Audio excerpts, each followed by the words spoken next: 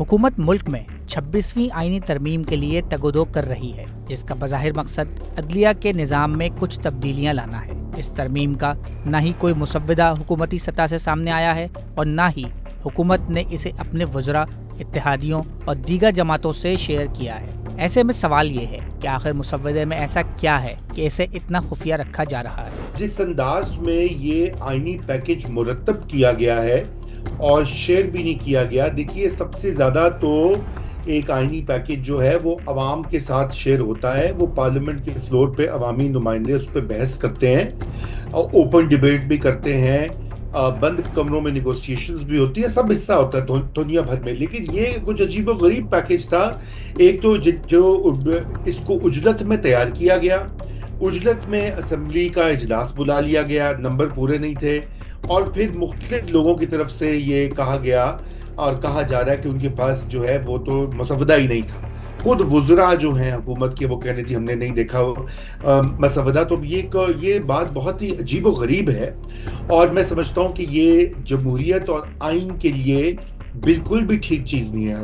अगर ये आइनी तरमीम ठीक भी हैं, अव्वल तो इनके ऊपर भी बहुत ज़्यादा तनकीद हो रही है जो कुछ सामने आया है, हालांकि ऑफिशियल कोई चीज़ नहीं भी सामने आई और उनके ऊपर भी बहुत तनकीद हो रही है। और लेकिन मैं तो यहाँ से आगाज़ करूँगा कि जो इसका प्रोसेस है, जिस तरीका कार से इनको लाया गया है, वो ही बुनियादी तौर पर जो है वो आईनी जो हमारी स्कीम है, जो स्पिरिट है जमहूरियत की, उसकी नफी करता है। माहिरीन समझते हैं कि इस आईनी मुसव्वदे के पीछे होने वाली रस्साकशी के फरीक अदलिया, एस्टेब्लिशमेंट, हुकूमत और PTI हैं, जो कि फिलहाल ताकत के हुसूल के लिए एक सहरुखी लड़ाई का हिस्सा है। जाहिर बात है ताकत का हुसूल भी है और ताकत को बरकरार रखने की भी इस वक्त तगोदो जारी है, कशमकश है। देखिए ये जो मामला है इस वक्त, ये अगरचे के आईनी और कानूनी बहस हो रही है और वो होनी भी चाहिए, लेकिन ये मामला सिर्फ आईनी या कानूनी इशू नहीं है, ये बुनियादी तौर पर एक सियासी इशू है और सियासी कशमकश जो है इस वक्त वो उसके कई पहलू हैं। सबसे पहले तो ये इस्टेब्लिशमेंट और अदलिया के दरमियान जो महाजराई हम देख रहे हैं, ये एक पहलू उसका वो है। अब उसमें पार्लिमान भी आ गई है, पार्लिमान बमुकाबला अदलिया आमने सामने खड़े हो गए हैं और हुकूमत वक्त जो है वो जाहिर बात है इस्टेब्लिशमेंट उसी का हिस्सा होती है और उसी के साथ अटैच्ड है, इस वक्त उसी के सहारे खड़ी है।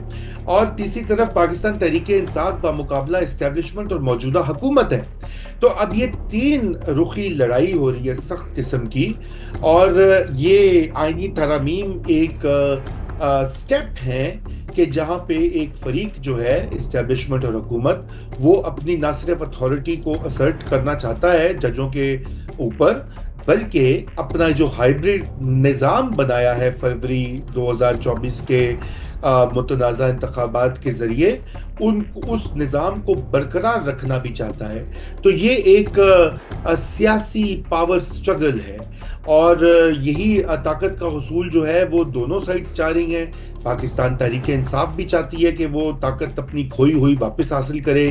जज हजरात जो हैं कुछ सुप्रीम कोर्ट के, वो ये चाहते हैं कि वो उनकी चले सियासी और कानूनी और अदालती और इलेक्शन के मामलात पर, और जबकि इस्टेब्लिशमेंट ये चाहती है कि जो रवायती उनकी ताकत और उनकी पावर है वो बरकरार रहे, उस पर कोई आंच ना आए। सेंस प्रिवेल तो इस तरह से होता है ना कि ये आईनी तरमीम है, इसमें पाकिस्तान तहरीक इंसाफ से भी मशावरत की जाए और सियासी कुव्वतें जो हैं, जो पार्लिमान में लोगों की नुमाइंदा हैं, वो मिल बैठ कर एक तरीका कार निकालें, कुछ निगोशिएट करें।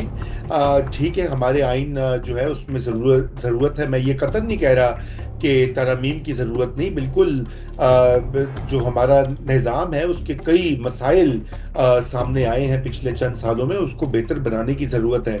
लेकिन इस तरीके से ये करना नामुनासिब है कि आप एक जमात जो है उसको एक्सक्लूड करके, उसको दीवार से लगाकर और उस पर हावी होने के लिए पूरा निज़ाम री इंजीनियर करें।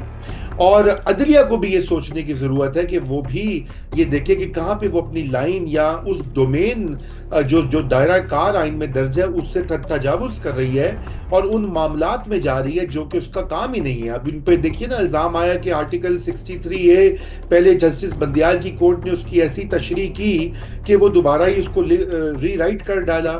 اور ابھی جو مخصوص نشستوں کا کیس آیا اس کے حوالے سے بھی یہ کہا جا رہا ہے کہ وہاں بھی جو تنقید ہو رہی ہے اس فیصلے پر وہ یہی ہو رہی ہے کہ یہاں بھی آئین جو ہے وہ اس کی ایک عجیب و غریب تشریح کی گئی ہے, اگرچہ کہ اس کا تفصیلی فیصلہ نہیں آیا.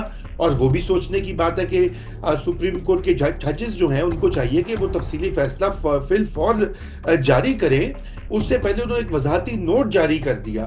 تو یہ دیکھیے نا ٹگ آف وار ہے, تو اس لیے یہاں پہ اب وہ تو ہوگا نہیں, اس لیے یہ ترامیم جو ہے حکومت اور اسٹیبلشمنٹ کی پوری کوشش ہوگی کہ اس کو پش کریں, آگے لے کر جائیں اور مولانا فضل الرحمان کو منائیں, مزید ان کو کچھ آفر کریں اور یہ کر ڈالیں. لیکن اور شاید ترامیم ہو بھی جائے گی پاس, یہ اتنا بڑا ایشو نہیں ہے. اصل ایشو یہ کہ کیا وہ لاگو ہو سکے گی, کیونکہ سپریم کورٹ کا جو موڈ ہے سپریم کورٹ کے اکثر ججز کا, وہ تو اس کو سٹرائک ڈاؤن کر دیں گے. اگر انہوں نے سٹرائک ڈاؤن کیا تو کیا ان کی بات مانی جائے گی, کیا پارلیمنٹ اس کو تسلیم کرے گی؟ پارلیمنٹ نے تسلیم نہیں کیا تو پھر ایک اور بحران ہوگا. تو ایک بحران در بحران کی جو ہے صورتحال میں ہم داخل ہو چکے ہیں, اور اس سے نکالنا بھی میں سمجھتا ہوں سیاسی قوتوں اور پارلیمان کا کام ہے, سبھی فریقین کا کام ہے, مگر حکومت وقت کی زیادہ ذمہ داری ہے. جو لوگ اس وقت اقتدار میں ہیں, صدر پاکستان ہو, وزیر اعظم پاکستان کی کابینہ, یہ ان کا کام ہے کہ اس وقت حالات کو اس نہج پہ نہ جانے دیں کہ جہاں پہ سسٹم کا بریک ڈاؤن ہو جائے. مزید نیوز اپ ڈیٹس اور ڈیجیٹل سٹوریز کے لیے سبسکرائب کریں ڈان نیوز پاکستان.